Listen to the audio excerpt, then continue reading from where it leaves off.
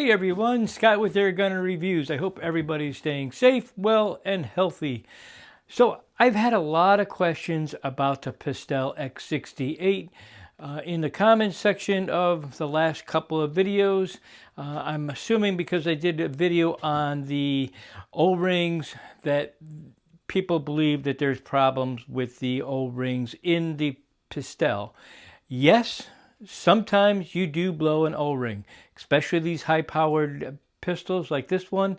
You have the chance. Luckily, they do have replacements. In my last video, I also showed you the ones to purchase, so you can check that out if you like. But if you also go on to Defense Innovation's website or MCS, you will find that they also have the replacement O-rings, the whole kit, which you can purchase as a peace of mind. I have purchased mine just in case. Now, I have not had to replace any of my O-rings.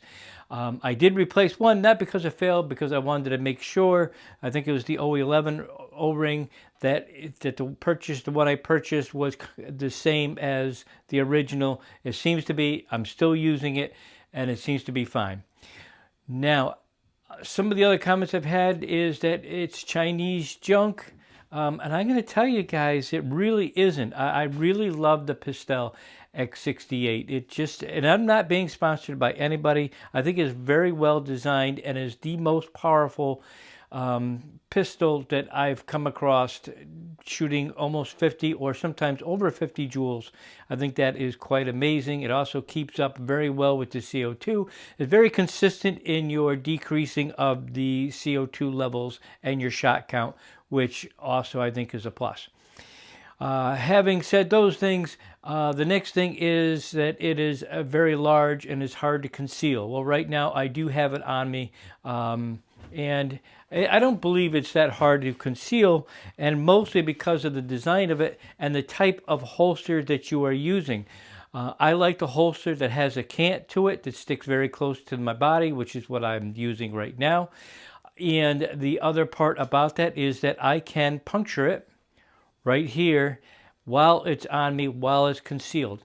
I think that's an important factor when it comes to a self-defense. I don't like to expose any type of a weapon prior to using it. It does give a chance for that other person to rush in, or other people who are maybe around you that may actually have a firearm. So I like to keep it concealed as long as I possibly can, but I do like to have it punctured when I think that things are going to go sideways.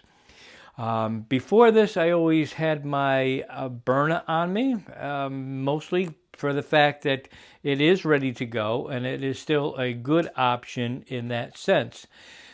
So I have what's called the Scorpion Tactical. That's what I am wearing right now. It is on me, and like I said, it has a cant. It goes onto my belt. I'm going to lower this just down a little bit lower so you can see it.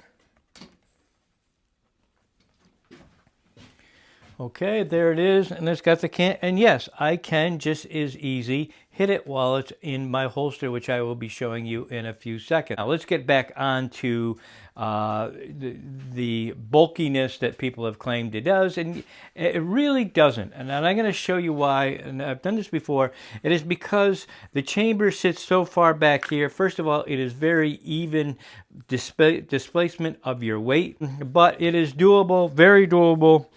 Let me do another little put around here. It all depends. The Scorpion Tactical holster is what I like.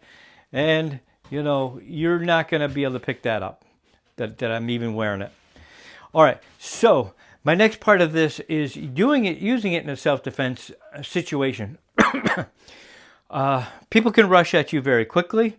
And what I try to practice is my hands are up in kind of to protect my, and I'm left-handed, so to protect my my weapon, I like to turn a little bit sideways and talk like that.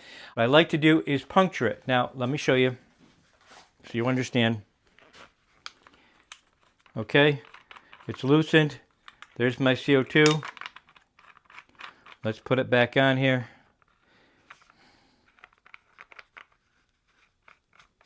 Got to be careful not to strip it. Okay. So here it is in here. So yes, the first thing I like to do is come. Okay, now it is fully loaded and it's ready to go. That's my first step when I'm sideways. Second step is to clear it and get it ready just in case I need it. Third step is to pull it out. So that is what I would do with the Pistelle. That's why I will carry the Pistelle. And right now it is loaded. Let's see here if you can hear it. Yep, so there you go. So it does work that way. I think it's awesome. Now we're going to do a little bit of testing here. We're going to see how many joules we are getting out of it. And I have a metal pan set up. Now I've never been able to shoot through a metal pan. We're going to see if we can do it right now. There, that's what we're going to be shooting at. Let's see if we can penetrate through it. And before we do that, we're going to go a little crazy here. Really want to protect my face. This guy is awesome. It comes. I'm going to leave a link down below if you want. It wasn't bad. You don't have to keep this on here if you don't want to. What I like about this is it protects you much more than these type of glasses. If you can still get it in the cheek, you can have it come up and go behind and still hit your eyes.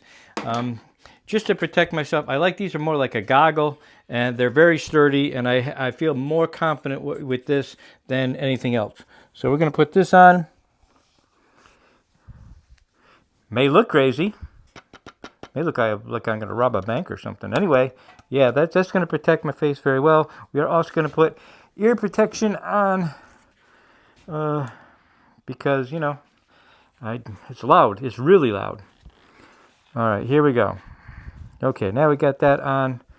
And the next step we're going to do is to show you guys. It's the metal right down there. What are we shooting at? We're shooting at about 12 feet, I believe it is. And we are going to get great power because it's been sitting here.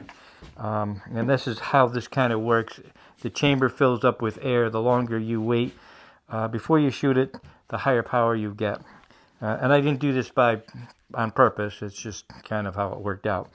All right, let's see what happens, guys. Let's see. Yep, here we go. Whew, my goodness. 382.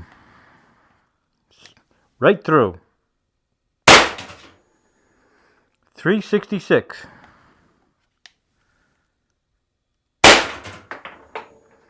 354.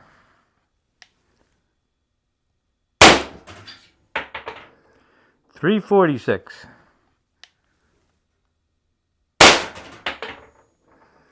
336.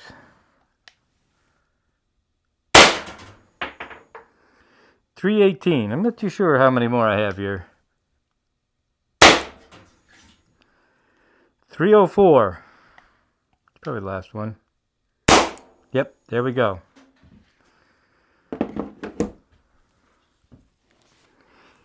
It's still loud even with this on here, I gotta tell you guys.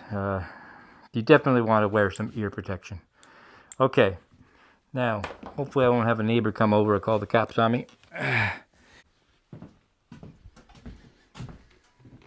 Look at that. This thing is a beast, guys. This thing is a total, that's not a thin sheet right there. That's, that is thick. Using the Grimberg joules, 8-gram joules, version 2, and wow, what power. Now, I don't remember which marker it was. It could have been the Berna, but this is pretty typical. Now, I've got shot one. You'd have to look through my videos to see which one I was referring to with this, because I don't remember. But you can see that has a good hefty dent right there. That was shot 1, and that was shot 2, which is a little deeper. But this is pretty typical of most of your less lethal pistols, not so much your rifles, but that's pretty typical. This is a lot of power. All right, here we go. I got it all set up. A 1/2-inch piece of OSB plywood, and I'm going to gas it up. We're ready to go. Grimberg 8-gram V2s in here. Let's see if we can blast some holes. Here we go.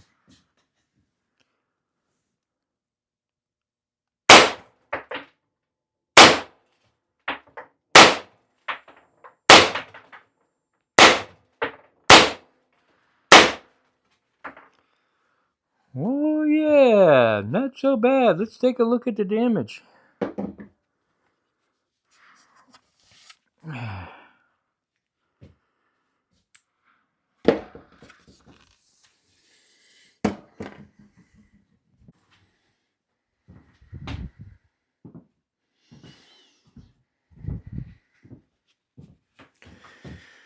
I mean, the Pistelle makes it look easy. It's like it's cutting through butter, whether it's shooting through the aluminum baking sheet or through a half-inch piece of plywood. I mean, it makes it look easy. It's unbelievable power. You guys got to check this out too. Oh, it's even got it caked right on here. I mean, it's all over on the sides, inside the box here. Big chunks. I mean, that really made a mess. That's some decent power right there. Now, is it too much power for carry? Well, yes and no. If somebody's got a jacket on, yeah, this would this has got some pretty good pain compliance, especially if they have a jacket on. If they don't have a jacket on, it's going to hurt a lot. I mean, it could break some bones, and yes, it could lead to death. These are less lethal, but it's not that they're not they could be lethal. They definitely could be. So, is this too powerful? In some ways, it kind of is. I think the sweet spot's around 30 to 35 joules, mid 30 joules of power to keep yourself protected. But if somebody's got a knife, they've got a club, you are more than justified for using this type of high power. But I feel very confident that this has got the power that I'm going to need if something traumatic happens or dramatic happens where my life or a loved one's life is being threatened to the point where you have to react with swift defense. And that is where I believe this is going to come in handy for. Anyhow, that's all I have for today, guys. Hope you liked it. And thank you guys very much. I really appreciate your support. You guys have some tremendously nice comments almost all the time. And I really love that. Thanks again for watching. And I'll catch you at the next one.